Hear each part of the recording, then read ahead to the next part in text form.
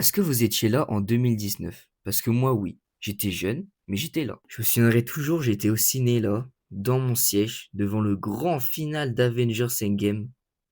Les mecs avaient passé plus de 11 ans à bâtir un univers énorme comme ça. Et 7 ans après, je me rends compte que c'est pas si dur de faire ça en fait. Si tu me connais pas, moi, c'est les Green Studios. Je suis en train de créer ma première BD.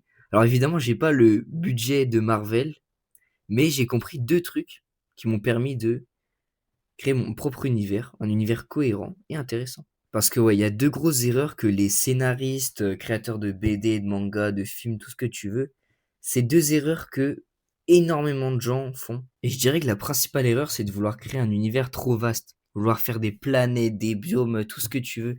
C'est bien, hein, mais faut pas oublier que le cœur de ton histoire, c'est tes personnages. Et si tes personnages sont pas intéressants, bah ton univers c'est poubelle, on va pas avoir envie de le suivre. Donc, ne les délaisse pas et concentre-toi sur tes personnages. Et la deuxième erreur, je vois surtout ça dans les mangas. Ceux qui veulent créer des mangas, vous faites souvent des systèmes de pouvoir trop spécifiques. Et ça va venir restreindre votre univers. Si vous mettez trop de règles dans votre univers, vous pourrez plus le développer après.